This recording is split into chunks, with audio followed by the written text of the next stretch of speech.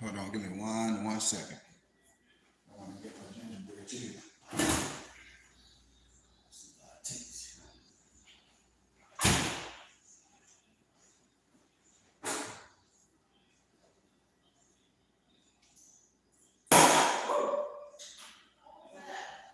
Uh, drink gingerbread. Top coming out.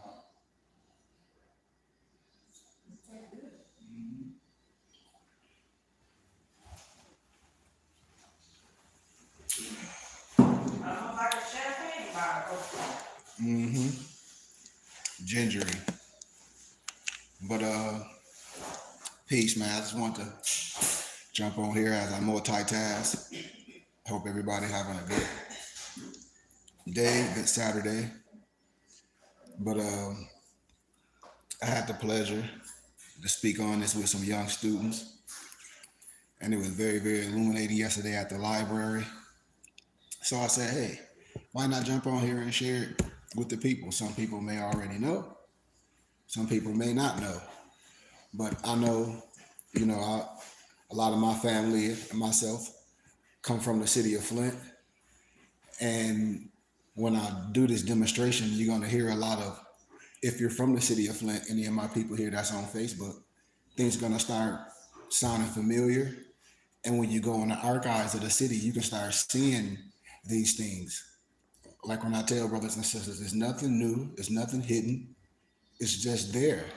And sometimes some people is just not introduced to it. It's a study house called the Royal Archives, where academia study at, you know, and so on and so forth. But it was a topic that we were talking about, and when we use it for speaking references, for people can have something to compare to and challenge yourself, even young students, to get off the basic or get off a Eurocentric or Negrocentric propaganda and start doing some real research, and you'll start tracing history, you know?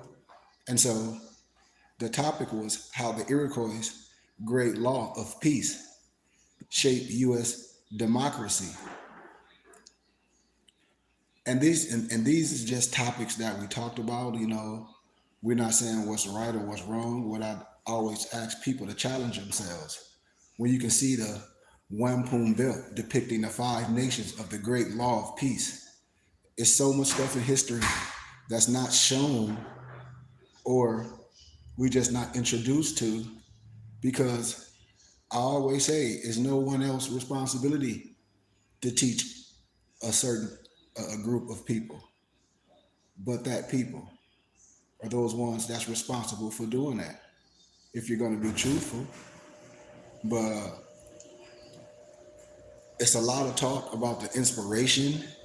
When I say inspiration, when people can be inspired to do these things based off these things, but inspiration of ancient Iroquois, the great League of Peace, and planting the seeds that led to the formation of the United States of America and its representative democracy, the Iroquois Confederacy, founded by the great peacemakers in 1142, is around the oldest living democracy, peace, or participatory democracy on earth. And in 1988, the U.S. Senate paid tribute with a resolution. And it said, and I quote, the Confederation of the original 13 colonies into the Republic was influenced by the political system developed by the Iroquois Confederacy, as were many other democratic principles which were incorporated into the Constitution itself. Peace and love, Most High, Son, Winston, peace, love, and light to you and your family. And may the benison of Allah, the Creator, whatever you call it, may it manifest and illuminate all your endeavors. Peace, peace, light, and illumination. But the peoples of the Iroquois Confederacy, also known as the Six Nations, refer to themselves as, and I might be pronouncing it wrong, the Haudenosaunee, Haudenosaunee, Haudenosaunee. I'm saying it phonetically. It's spelled Haudenosaunee. And so when we break it down in parentheses or in, phrases, the HOO-DEE-NOH-SHAW-NEE. And it means people of the longhouse. And you can see when I show you in history, as I add part 2 of this dissertation, you're going to see how they built these type of long houses, and refers to their lengthy bark-covered longhouses that housed many families. And theirs was a sophisticated and thriving society, well over 5,000 people, when the Europeans, the Albion, the Tralodike, whatever you want to call it, explorers encountered them in the early 17th century. And these are just pictures of, of what I'm talking about. And a lot of stuff that I'll be talking about is housed in the Royal Archives. I have a lot of information, man, to show. Maps and everything, depicted Judah, Abir, they all the same thing. But that was from the Native Americans episode 2, titled Nature to the Nations, that graphic depiction of the longhouses. But the Iroquois Confederacy originally consisted of 5 separate nations. Listen to this. The Mohawks, who called themselves the Kanak, or people of Flint country. So when I started saying this, and I was talking to an elder, he was like, wait a minute, brother.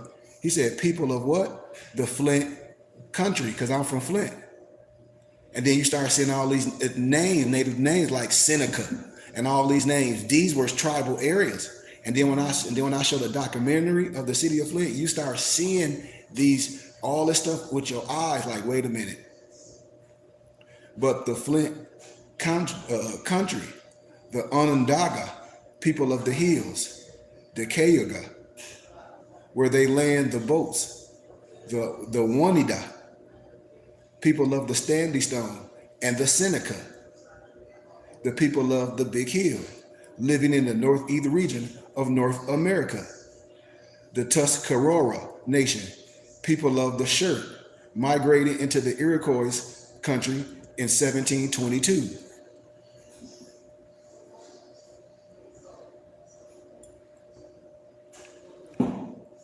And the great peacemaker brought peace to the 5 nations, explains Orrin Lyons in a 1991 interview with Bill Moyers.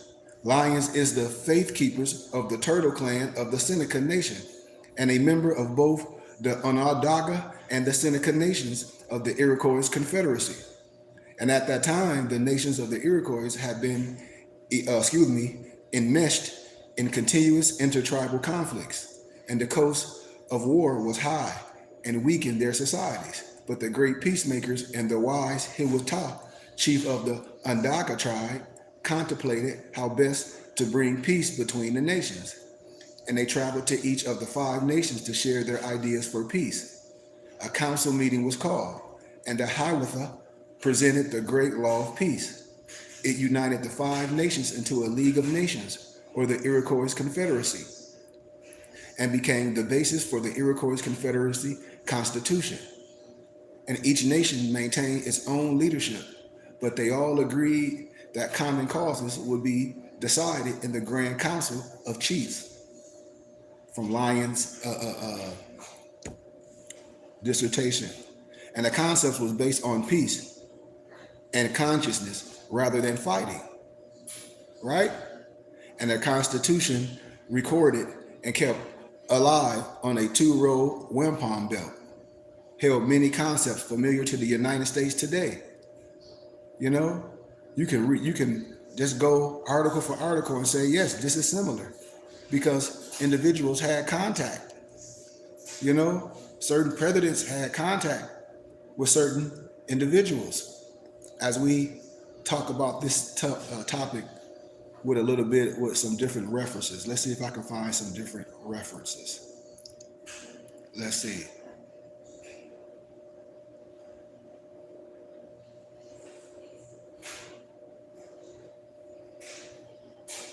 Okay. In 1744, envoys from Maryland, Pennsylvania, Virginia met the Lancaster, Pennsylvania, with delegates of Shakams of the Six Nations of the Iroquois Indians, right? During the discussion, the Iroquois leader, Canestago, advocated the federal union of the American colonies, exhorting the colonists. Our wise forefathers established a union and amity between the original five nations. This has made us formidable. This has given us great weight and authority with our neighboring nations. We are a powerful confederacy, and by your observing the same methods our wise forefathers have taken, you will acquire much strength and power. Therefore, whatever befalls you, do not fall out with one another. When an Indian interpreter, an old friend of Benjamin Franklin's, brought him the official transcript of the proceedings, Franklin immediately published the account. 7 years later, he wrote a letter to James Parker, his New York City printing partner, on the importance of gaining and preserving the friendship of the Iroquois Indians. Arguing for a union of the colonies, he mused, it would be a very strange thing if six of ignorant savages should be capable of forming a scheme for such a union and be able to execute it in such a manner as that it has subsisted ages and appears indissoluble, and yet that a like union should be impracticable for 10 or a dozen English colonies, to whom it is more necessary and must be more advantageous, and who cannot be supposed to want an equal understanding of their interests. Now, what I'm telling you is, in this, when you listen to language, he's not dissing the black man. He's saying if y'all call these people savages, well, how can they do X, Y, and Z? Let's keep going. But despite his use of the phrase ignorant savages, evidence shows that Franklin had a healthy respect for the Iroquois, and his language seems intended not as an insult to the Six Nations, but as a backhanded slap at the colonists, who, in Franklin's opinion, could learn a lot from the Iroquois about political unity, because that's where they get it all from. In an essay 4 decades later expressing unabashed admiration for the Iroquois, Franklin wrote, and I quote, "Savages, we call them, because their manners different from ours, which we think the perfection of civility. They think the same of theirs. The Iroquois Confederacy had been a functioning democracy for centuries by Franklin's day.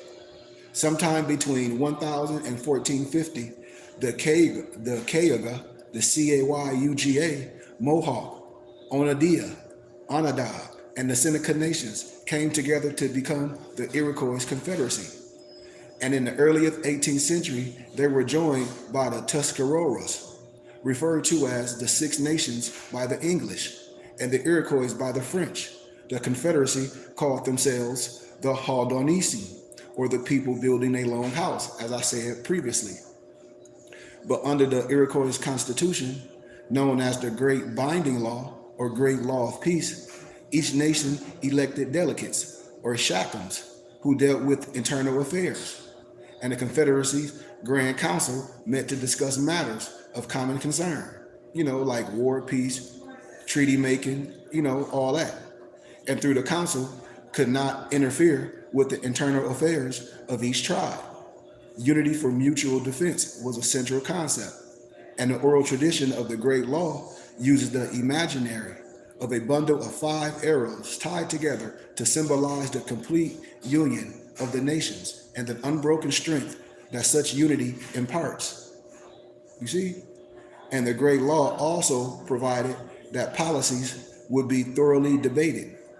First, the Mohawks and the Senecas, or the older brothers, debate. And when they reach a senses or consciousness or understanding, the Onda and the Kayan, or the younger brothers, debate. If the two houses disagree, the Ondaga could cast the deciding vote. and if the two houses agreed, the Onondaga would implement the unanimous decision unless they disagreed with the decision and referred the matter back to the council. So, and if the council again agreed upon their decision, the Onondaga were overruled. So you see all this order, and with its two houses, the veto power of the quasi-executive branch, this system was similar to the, how can I say, biamerical legislative and executive branch later found in our state and federal governments that you look at now. And by the time Franklin wrote this letter to Parker, the American colonists had developed significant diplomatic and trading relations with American Indian societies. And for most of the 18th century, they had relatively friendly relations per se with the Iroquois, whose territory comprised a large part of what is now New York State. And today, many historians believe that the Iroquoian ideas of unity, federalism, and balance of power directly influenced the United States system of government.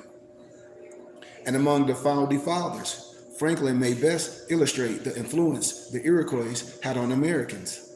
Franklin, who had a thriving printing business, remember in Philadelphia, started printing small books containing proceedings of the Indian Treaty Councils in 1736. And they were the first distinctive forms of indigenous American literature and sold quite well. And he continued publishing such accounts until 1762. Franklin also carried the Iroquois concept of unity to Albany in 1754, where he presented his plan of union loosely patterned after the Iroquois Confederation. And several Iroquois leaders attended the Congress, convened at the Albany courthouse to cement an alliance with the Iroquois against the French and to devise a plan for a union of the colonies. And an aging Mohawk Shackham called Hendrick received a special invitation from the acting governor of New York, James D. Lancey, to attend the Congress and to provide information on the structure of the Iroquois government. And after Hendrick spoke, the Lancey responded, "I hope that by this present union we shall grow up to a great height and be as powerful and famous as you were of old."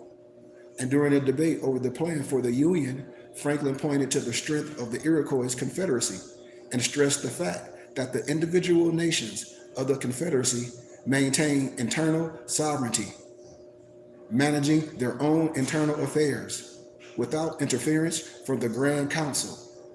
And when Franklin published his short hints toward a scheme for uniting the northern colonies, his Albany plan proposed that each colony could govern its internal affairs and that a Grand Council consisting of a different number of representatives from each colony would provide for mutual defense. This proposed council closely resembled the Grand Council of the Iroquois nations. And while the colonies and the crown were not ready for a, how can I say, colonial union per se, and the Albany plan was not ratified, Franklin gained recognition as an advocate of colonial union and a place in history as the originator of the Federalist system of government.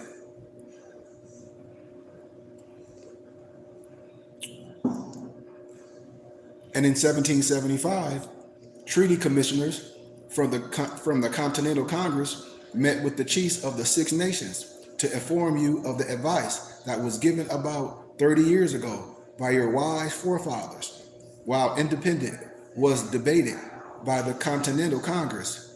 The visiting Iroquois chiefs were formally invited to attend. See, this is history. Peace and love, Jabel K5M, peace, love, and light.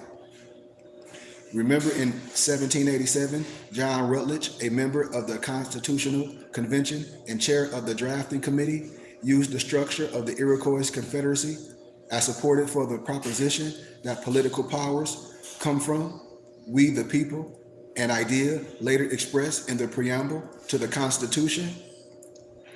Numerous scholars believe that the Albany Plan was a landmark on the road that led to the Continental Congresses, the Articles of Confederation, and the United States Constitution. Even in 1988, the 100th U.S. Congress passed a concurrent resolution acknowledging the contribution of the Six Nations of the Iroquois Confederacy to the development of the U.S. government.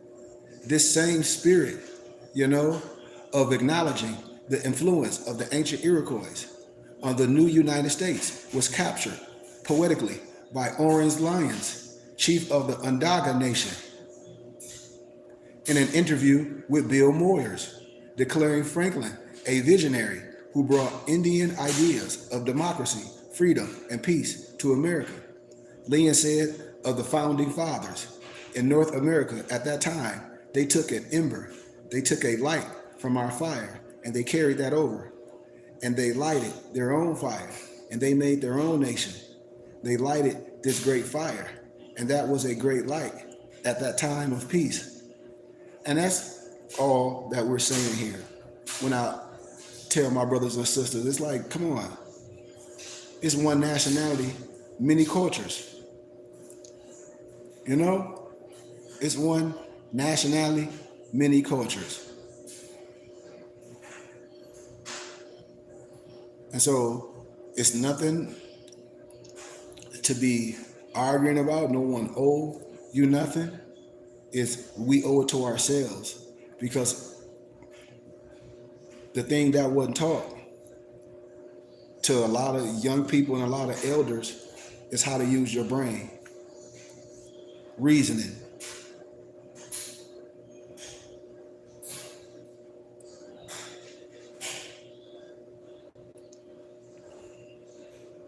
Our kids think they slaves.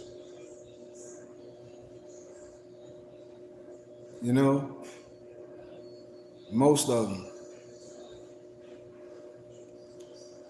And when we talk about things by Jawanza Kunjufi, the conspiracy to destroy black boys and a conspiracy to destroy black girls, I still want my 40 acres and a mule.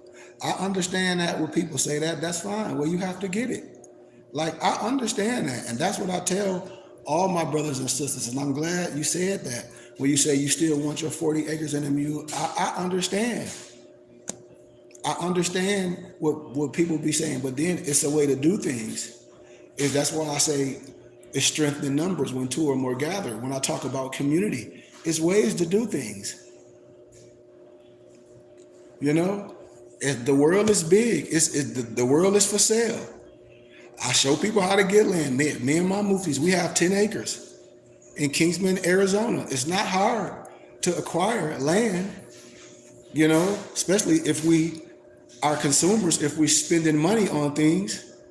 It's just like, I'm not saying you may not celebrate holidays, but some people do.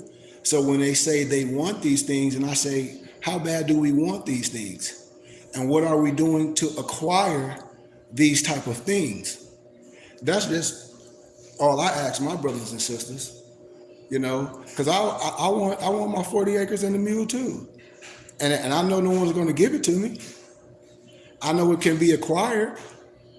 I know it's a way to have things. I know it's a way to do things as a community. And that's what we do. We focus on that. The world is for sale. So I love that energy, I love it, when we say that. But then when we get to 40 acres in this, do we know what to do with it? Will we be able to be sustainable? Do we know how to plant? Do we know how to grow? Do we know how to patch water? Do we know what plants is the edible? Do we know how to pitch a fire? Like, it's so many variables, but I understand. I know a lot of people don't even know how to garden or raise animals or raise chickens or do any other things that goes along with living off the grid per se.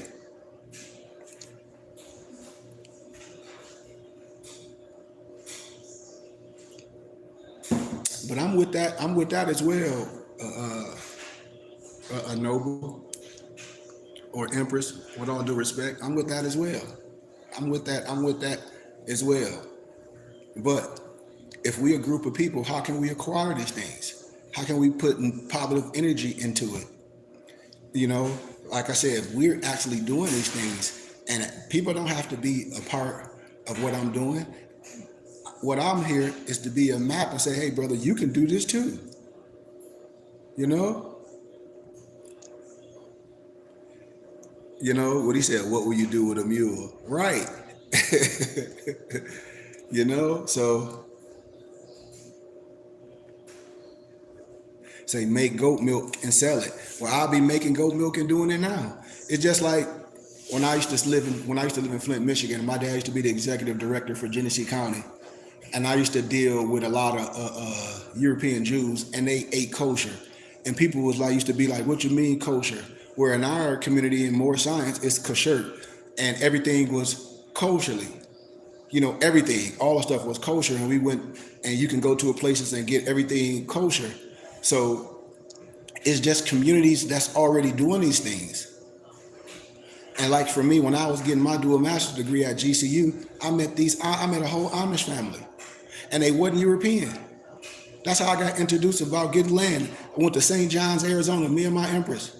They got hundreds of acres, hundreds. Couldn't believe him. He used to stare at me every day. I used to wear my fez. And he was like, man, you Moorish? He was like, yeah, his name was Khalid. He Amish. I said, yeah, He like, it ain't what you see on TV. He knew about Noble Drawley, everything. He was like, man, we got 100 acres.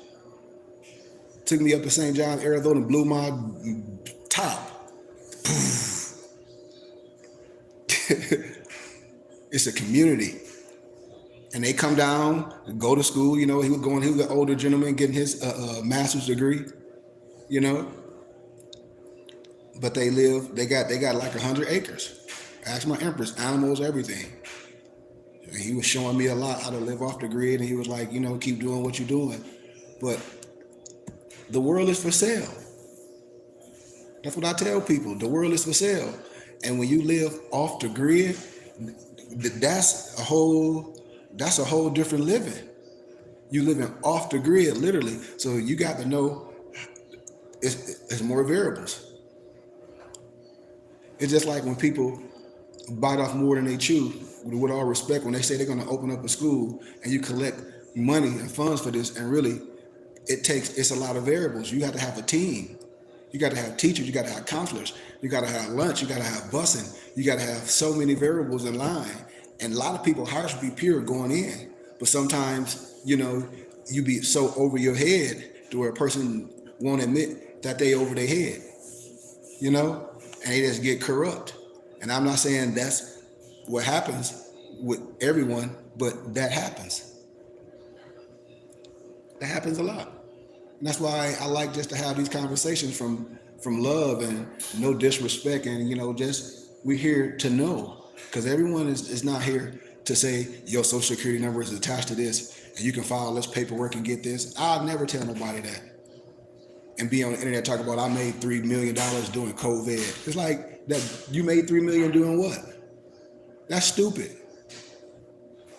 They even say that. And so, but with all respect, my brothers and sisters, I just be wanting to be literal and tell people things can be done. You can have a nation in a nation, but you must understand how to do things. It's just like when I used to go on campus at GCU a lot, and I used to do lectures, and I used to ask a lot of my brothers and sisters that follow me on Instagram, even my muftis before they became members and students of the BBT. I asked a lot of them, have they ever been to a lecture? Most of them said no. And I said, well, okay, there's some ground rules.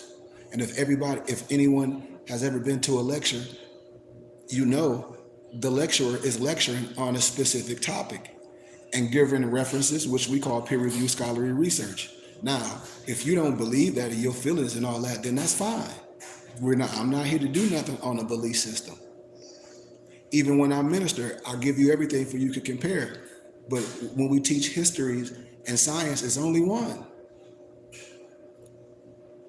It's only one. So when I talk about blueprints And when people say things individually, I tell people we're never going to get nothing individually. It's not going to happen. It's not. It just don't work like that, man. And I'm telling you, and I know from experience. You know,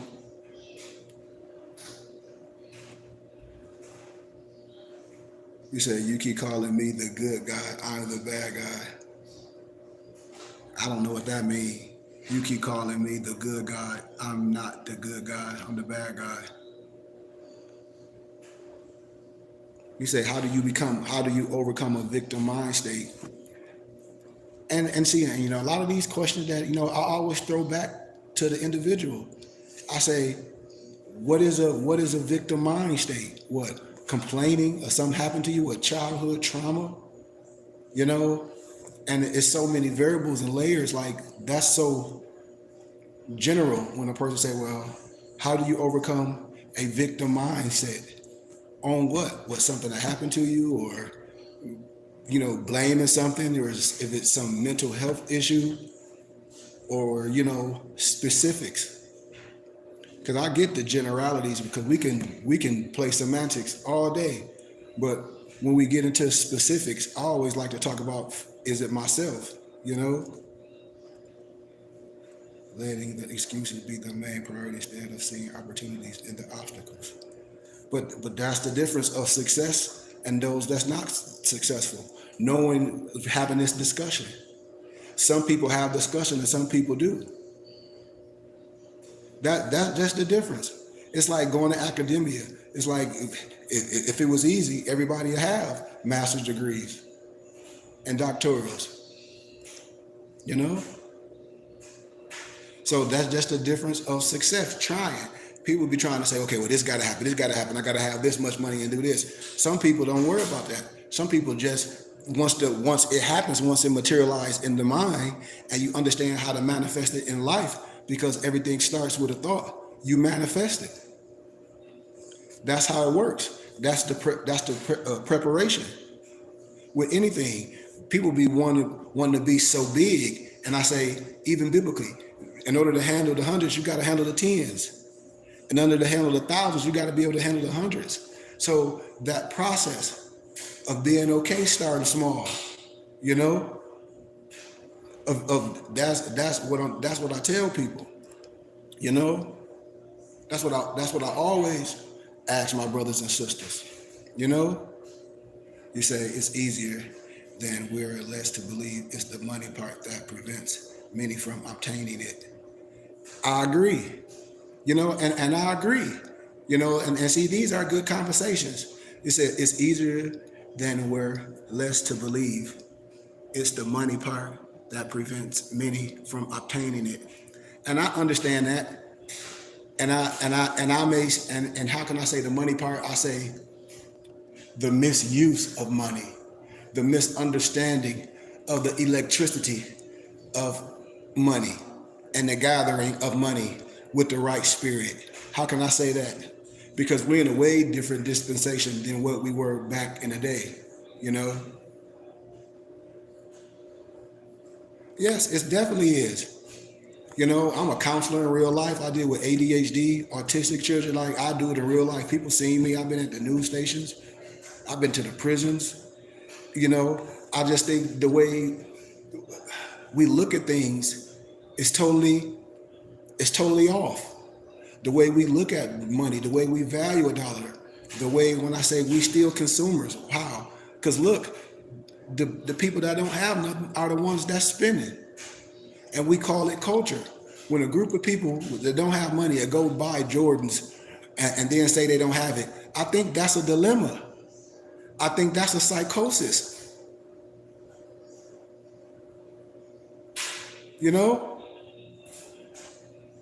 It's a psychosis. And then, people say, what's the value of currency? That's simple. I mean, come on. We call it currency, fiat. I ask everybody on here, do they have a job?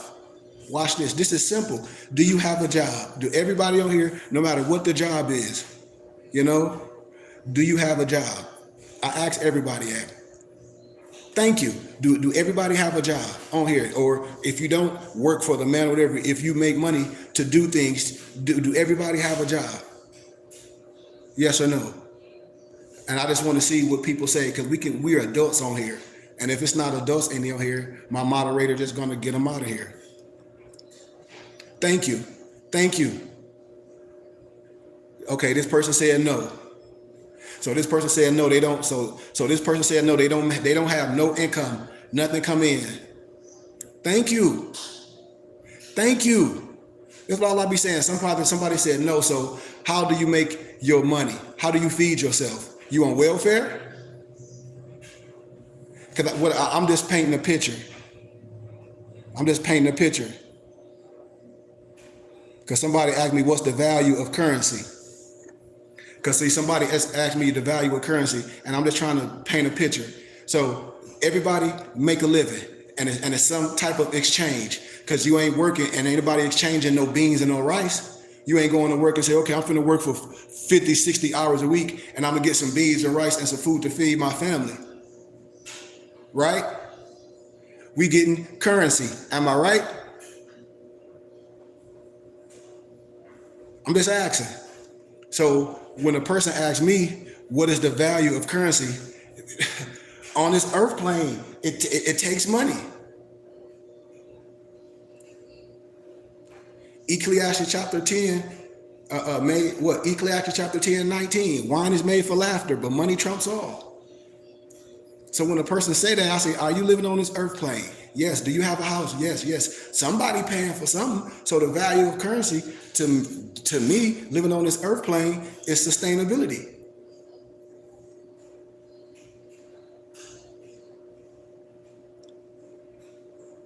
No, that ain't what I was saying. When you were saying, I was just asking a person, like in general, say if you was in my class, and if you didn't have a job or not.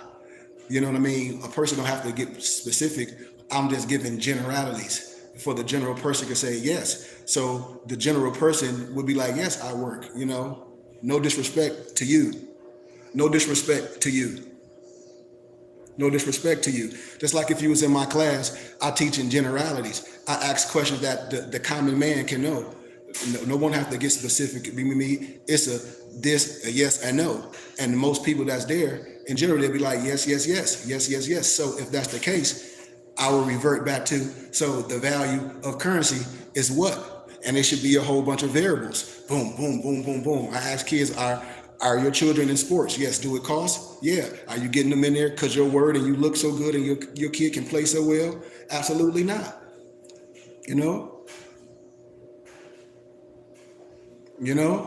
So I understand all these things. I understand catchphrases. That's why I come from love all the time, all that, and so that's just where I come with it.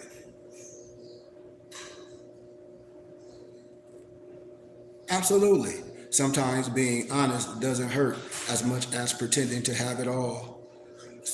So constructive criticism helps a lot. Absolutely. And even with me, because I don't have it all. If once I have it all, the flesh would be gone. It would be no more work to be done. That's why I live with no expectations. I tell everybody you live with no expectations. That's why even when the child have no mother and father, that's the community. And no age has nothing to do with being in the quiver of understanding. And that's what community is about. That's what I tell everybody. That's what community is about. That's what brotherhood is about. That's what fraternal order is about. And I go further and further. And when people just watch The Sopranos, I say, listen, man, in elementary, you was taught about these workman tools. These are two tools. And in elementary, you had it on your pencil. And so when I teach from no biasness. I teach from no secretness. It's sacred. I tell everyone my degrees, where I'm from. Come on, man. I tell everyone see me operate. And that's what this is about. I don't have it all. I'm a work in progress. And that's what this is about. you know? And it's good to have these conversations, you know, because a lot of people get into science or follow more science and get a lot of stuff misconstrued. They use this and use that. And I say, well, that's not more science, you know? And anything that an elder should have, if that elder say is good, he should be willing to reach back to young men and women. Because if it's something special about older men coming together and they got this special group, well, you should be teaching the young men. It's no other way. Why? Because how else are they going to raise, how are we going to raise the next generation of scholars and workmen? Tell me, how? When everything is a secret. When brothers don't know about the feds, when people took an oath not to tell you the truth, it's no disrespect to no one. I love everybody, but no European have no power over you and I. Just like Carter G. Woodson said, the miseducation of the Negro, our own people, has been put in place to subjugate us. And it's no disrespect. The way we look at money, the way we value things, we have the lowest of the lowest trying to tell us something. And that's not how it would be. Everybody didn't come from prison. Everybody don't come from dysfunctional families. Everyone is not like that. This world is big. Don't have trauma. And I lost my brother. My baby brother killed Jelani Goodman Bay, was murdered. My baby brother, we look like twins. So when people be talking about trauma and things, and they say, how do you go on? I tell people, the work must be done.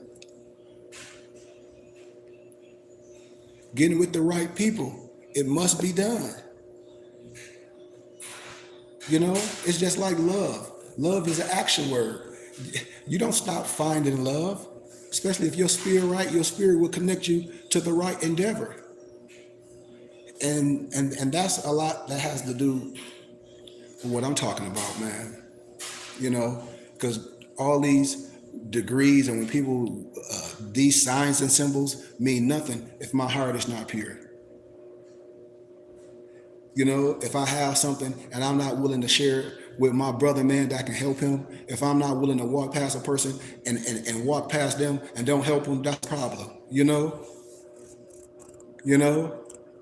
Ah, man, somebody say you a false prophet, boy. Get these is clowns, man.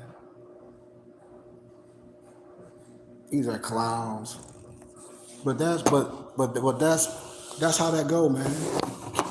So don't get caught up in no crazy stuff, you know, doing nothing ridiculous.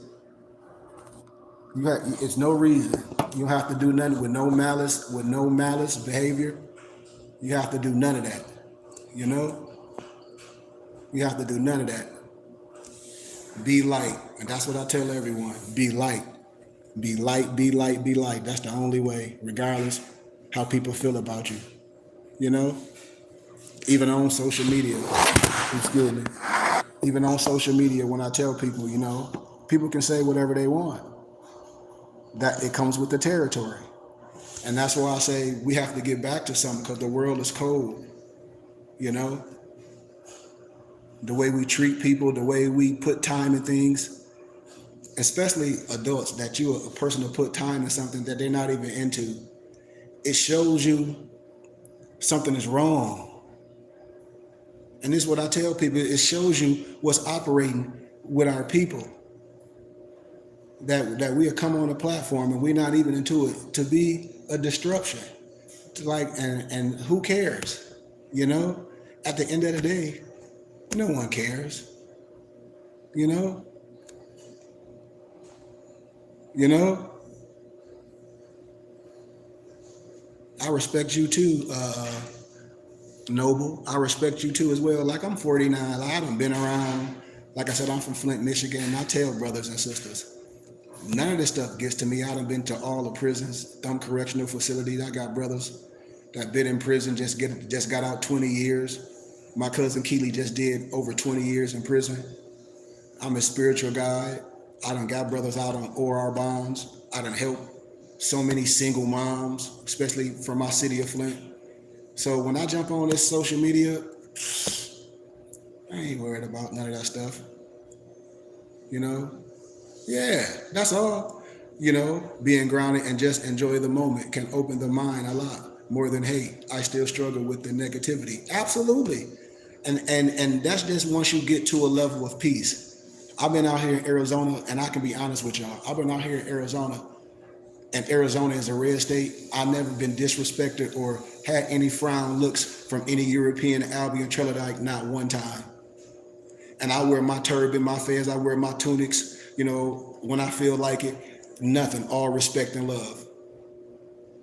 So this social media, it comes with the territory, you know? And once you come to a level of peace, for me, I know no one can do nothing to me. So when you come to a level of peace, you really start seeing how the mental work. And for an individual to waste their time doing something that their heart is not in, it really shows character.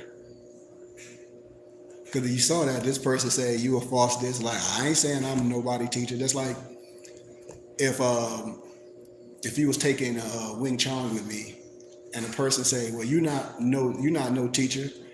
My students can say, "Yeah, he not your teacher." Just like my mother is my mother. People be butthurt. Especially those that took an oath, especially those, and I say, man, the day of that, it has to end. And that's why I tell people, stand strong in the midst of what? Everything. But the negativity, when I tell people, like, how can you overcome that? Man, start getting to yourself. Start meditating. All the stuff that, these people be saying it takes this, like when Bobby Hemmett really be talking about Tantra magic and yoga and all this stuff. Really get into your higher self. And I use the analogy of getting a flush and fill and rebooting your hard drive and really start taking your inner temple seriously. No, I'm a ancient rite, not a Freemason, but I am a master craftsman. You all are. If you teach the degrees, Yeah, absolutely. I study everything. Yeah, I study everything. I study everything. You know, I'm 99 degrees, ancient rite of Memphis and Mizraim, Free Moors Rite. I'm part of the Philosophical Research Society. I'll be honest with everything. I haven't took no oath. I'm initiated through wisdom. I'm a spirit builder. I'm a tasawwuf. That's why I'm able to speak freely. I have my own charter. Am I from the Moorish Science Temple of America? Yes. I show all that. That's why I created my own school. I don't have nothing, how the prophet set the temple up. It's only one prophet, is one temple. I had to create my school. Why? To teach all brothers, no matter who they are. All type of science. No matter if you go into academia for this degree, that degree, or that degree, you can come here and learn something. I'm under the order of Melchizedek. Do I have elders? Absolutely. Just like Prophet Noah Drali, or just like any other fraternal order, it had to start somewhere. They had to create their charter. I just was blessed, or how can I say, under the blessedness and the auspices to be able to create my own charter. That's all. And that's what I tell people. And nobody have to rock with me, But that's what I try to explain to brothers, even a lot of the Freemason elders that I know in the city of Flint.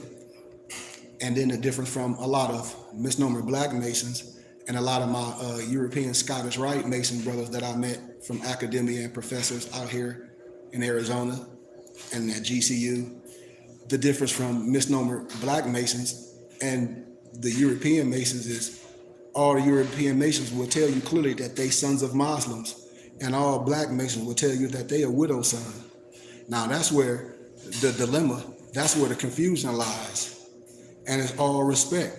And if we can't clear things up, it's a problem, What you say, brother, he said, that's real though. I've been trying to be a Freemason myself, but I realize I'm the rejected cornerstone. Some is considered a wanderer. And see, the only a lot of brothers get in their feelings when they be a part of these things and they really don't know, and the European Mexican come and really illuminate them, and they'll be all in awe because they'll be looking at that European as an archon, because that European might wear the fez, you know, and the Black Masons know nothing about it. But make a long story short, how can I say it and be politically correct? I don't have a problem with brothers that's Masons, you know. Yeah, yeah. It's just the truth. It's the truth. And they don't talk about Jabal, Jablum, and Jablim in the Bible that killed who? Haram Abith, had a jubilee. It's all in this. It's all wrapped up in it. You know. A lot of people want to act like he wasn't. You know what? All I tell people from science, when you see C. Freeman L, when you see Dr. Ben, when you see any of those brothers, even Farrakhan, hell, even Haile Selassie, hell, even Elijah Muhammad, they were part of fraternal orders. People don't want to admit it. People don't want to admit it. People don't want to admit it, but hey, that's on them, you know, but it can be traced. You know, and so I'll be telling brothers, there's nothing wrong with it, but if we're going to use it for the right thing, that's all I'll be telling my brothers and sisters. It's no secret. You know, when a lot of stuff people be saying, all this cherry treat, all this stuff I ain't dealing with that. I deal with the science. You know, no problem, Noble, no problem. You no problem. That's why I tell people I'm just like anybody else. People be, and I say, just like when that person said, "Oh, you the false prophet," I report your channel. Man, don't nobody care about no mess like that. About no mess about that. About nobody how the body feel. Could you butt hurt? Not me.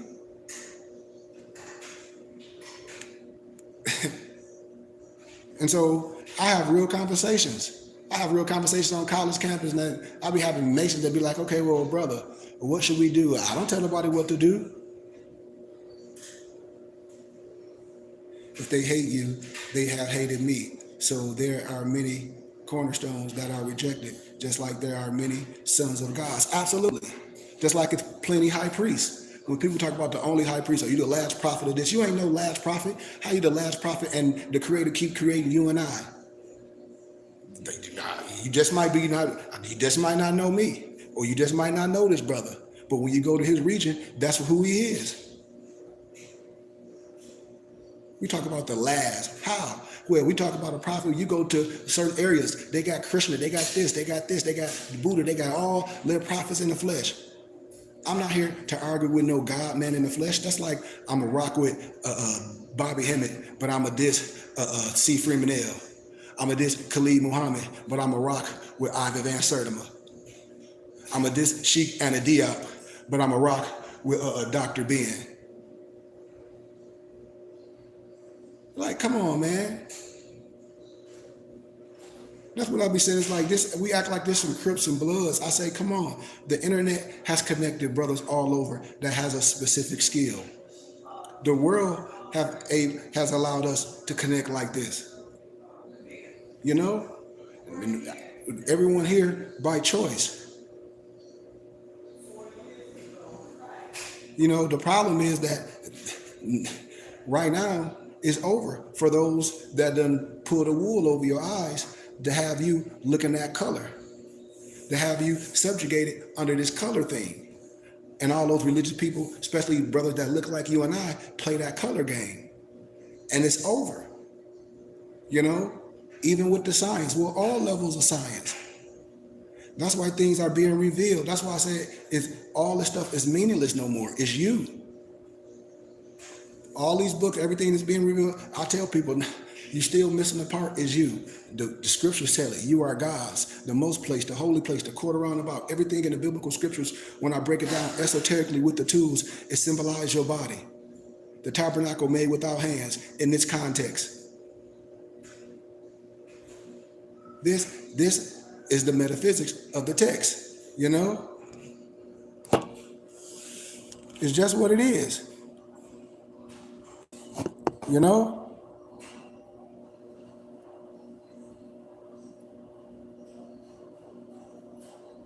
yeah, yeah, yep. It's just what it is, man. So, with that being said, man, I hope somebody learned something. And like I said, what my brother said, I have so many books for y'all. Okay. Anything people need, I have a full library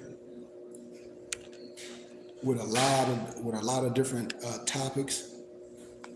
And I just want to make things that's not common for brothers and sisters because it's nothing new under the sun. You know, everything I talk about is old. You know, it's nothing new. And I don't want what we believe in or spirituality and nothing like that. I don't rock like that. I don't teach separation theory. You know, no matter how a person feel like me, I have the right to speak like this.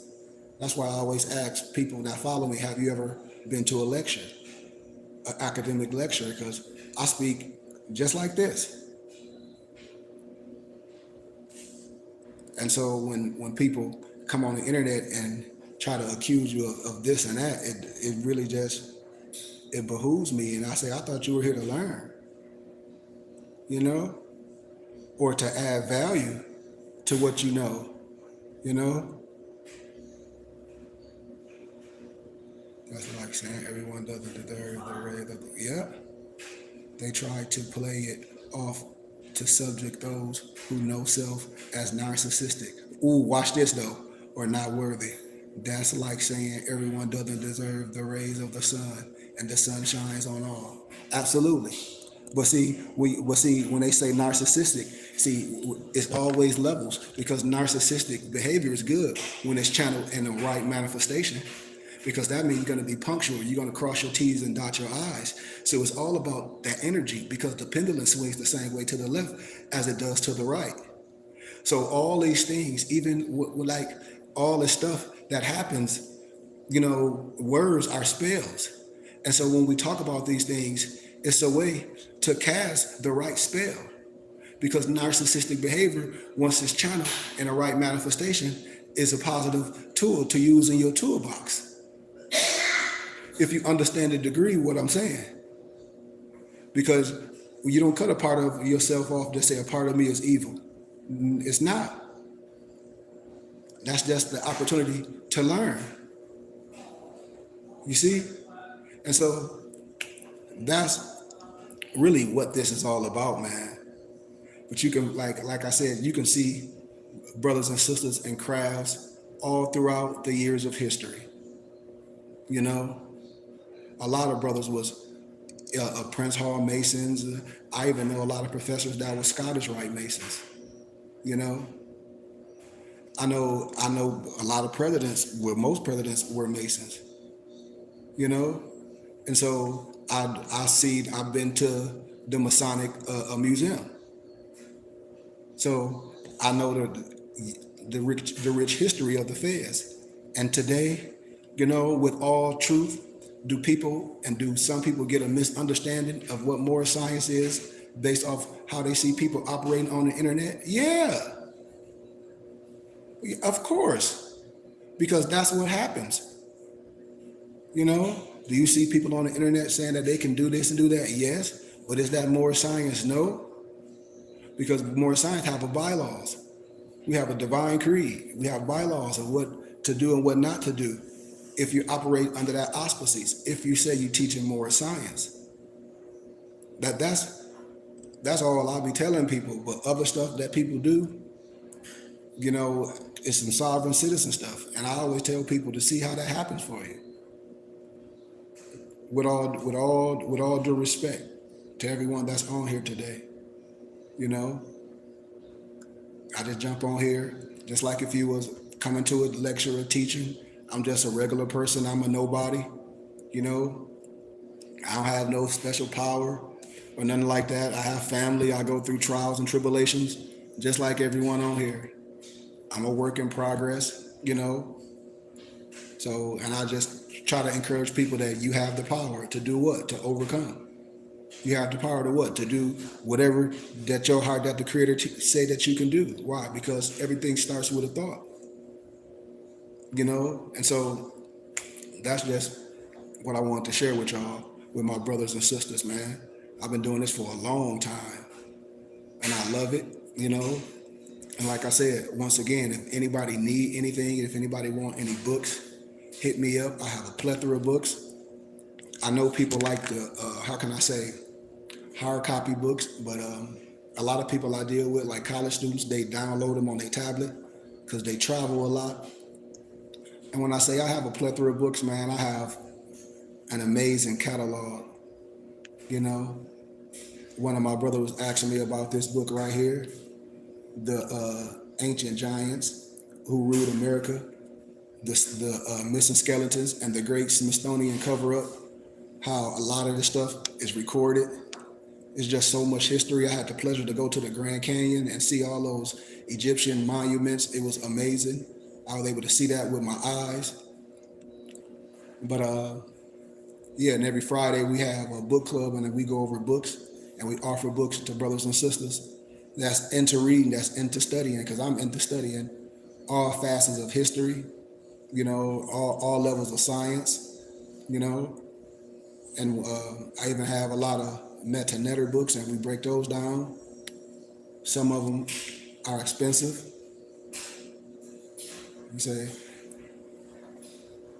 say, I do appreciate the live. It's rare I ever speak with coherence or come across most like this. Peace to you, God, and many more like us. Man, absolutely.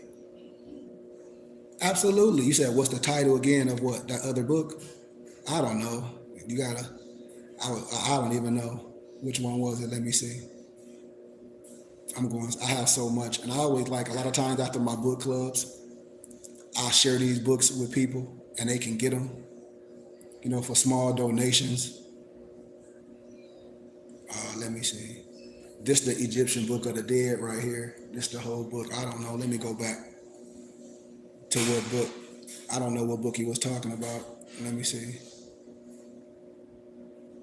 I don't know. Was it this one? This is a great one. But let me see which one I was talking about. Oh, I know which one you're talking about. You're talking about this one? This is what you talk about.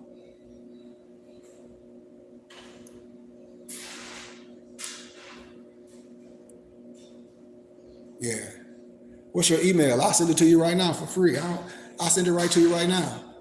Like, and see, this is the funny thing when people be butthurt. Like, for instance, I used to go on a college campus, which I'm getting ready to get back into my groove. Every Wednesday, I used to lecture, and I give away books for $5. Sometimes when books cost like $400 or $500, the students are getting groups in 4 or 5. They not only will purchase that book, but I give them 3 or 4 books for free. Why? Because they're college students and they're doing me a service. You know? Yeah, I'll give it to you. What's your email? Or you can send me an email, Goodman, KHARY @gmail.com, and I email it right to you. No problem. With no problem. Let me see if the file too big. Let me see. Nope, the file ain't even too big. Nope, it can go right to you right now. Nope, file ain't even too big. I can get it right to you. But I'm gonna show you all a couple other. Man, I got so much firecrackers. I'll just show a few.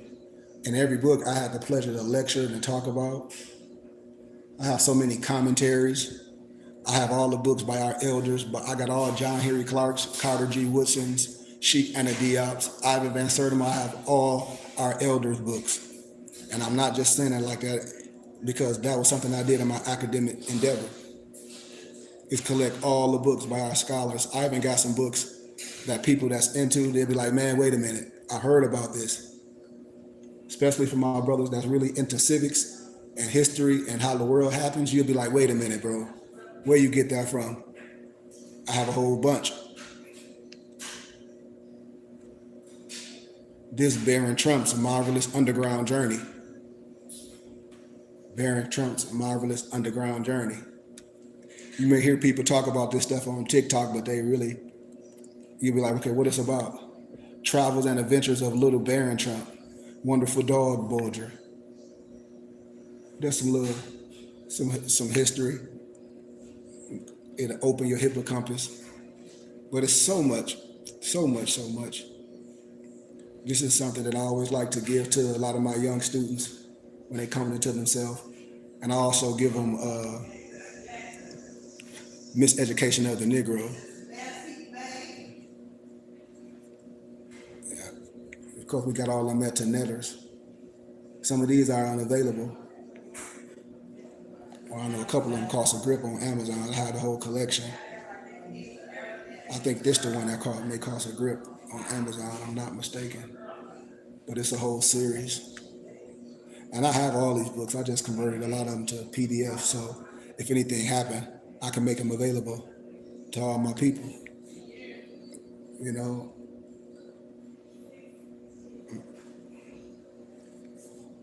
Let me see. I'll show you. Let me try to find it. It's a lot. It's just a lot. But anything anybody need, if I don't have it right on hand, I just have to look at my file. So I'll share something with y'all real fast. So I always talk about, like, I don't mean to laugh, man, but a lot of stuff be funny, man, because a lot of people be butthurt when they find out where I'm from, and they find out, they be like, oh, well, I think he know, you know?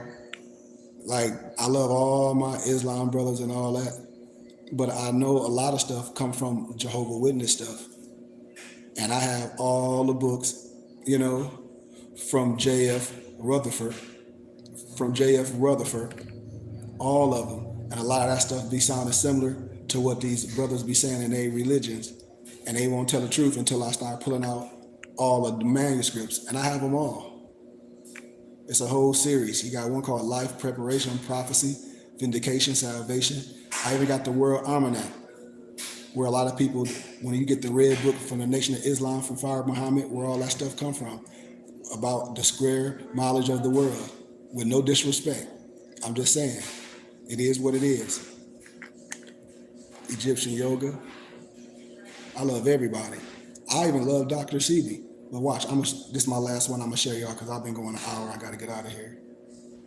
I'm gonna show y'all this right here. I'm gonna show y'all this book right here. And I'm gonna ask y'all, do y'all know who this is? Or do y'all even know what this is right here? This the last drip.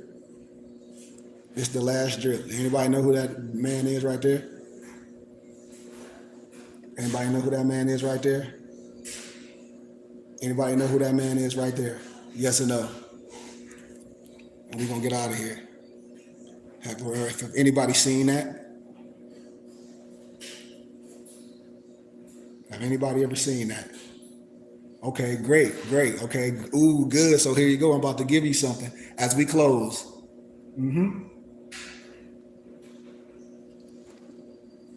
Let's see if anybody else say no. I'm showing the picture of it again.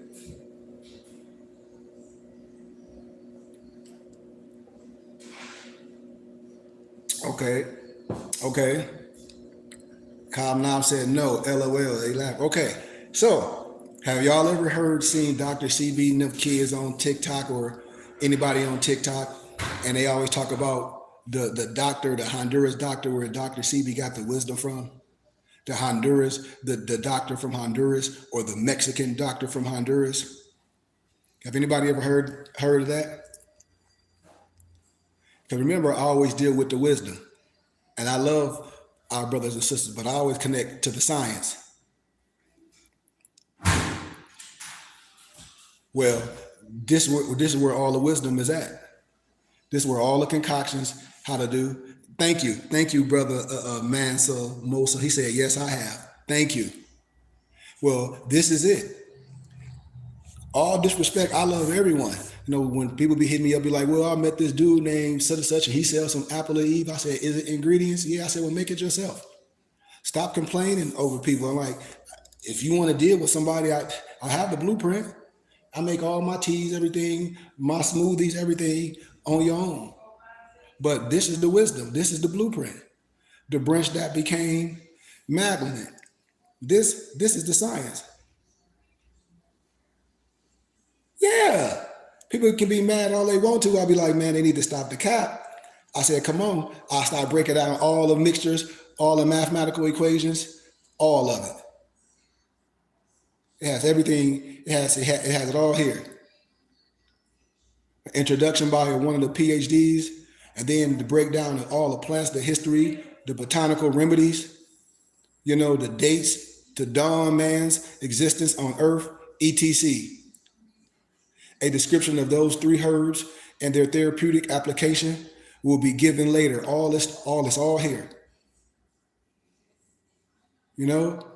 Among our cumin, umbrellifera, I might be pronunciating it wrong. Caraway seeds, it had it all here. Several cassis, including cassis fistula. All of us is here. Yeah, peppermint. Leaving Egypt, we enter ancient Greece and glance at the great school of philosophy founded by one of the wisest men of all time. They say Pythagoras, whatever. But it's talking about all the herbs what they got from Egypt. And then it breaks, then he start breaking all the different concoctions down.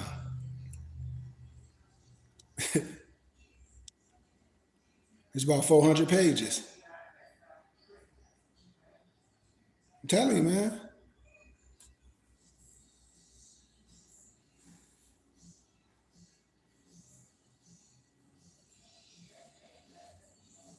And it's right here. And if you insert things, you get things for wisdom. And you know yourself. Mimosa gum. And it just have different things here. I'm not gonna go all through it. But of course people had wisdom and of course people had connects. I'm not saying people don't come up with a thing, but it's rare. Here it is right here. It's called Dr. Edward Shook's famous course in herbology for home study. It's right there. I said it can't be gatekeeping nothing if you say you're here for your people. A prophet and an angel is due his hire. Like when I'm on campus and I have books and I have PDF books, I do sell them. Just like any other platform. Just like you go to Amazon and buy ebooks or anywhere else. But the information is here for brothers and sisters that want to take the time to do these things and research it and see what's good for you, And I have the information with a lot more, So I just wanted to share that with y'all, man. Thank you for your time. Thank you for your presence. Thank you everyone for listening to me. And with all those distractions, all those people saying this and that don't even know who I am or you are on the internet, it just shows that the world really need a big Band-Aid. Because I don't care about color and stuff. It just shows you that the world really do need a big Band-Aid when an adult, if it's an adult, if it's not a kid, but if it's an adult that'll get on social media and just do those things and act like you hide behind the camera, it just shows that it's a real problem with the world. And I hope everyone understand mental health is serious and it's not a joke, and I hope we really get back to what's important. I really do, no matter what your spirituality is, because it's one nationality in many cultures, and this is the uniting of nations. This is the uniting of nations, where we have freedoms to be who we want. The Declaration of Human Rights, Article 15 says you have a right of a nationality and a right to change it. No one will be arbitrarily denied of a nationality and a right to change it. And the claim a child replaces the birth certificate. So no one should be upset with a person if they self-identify who they are.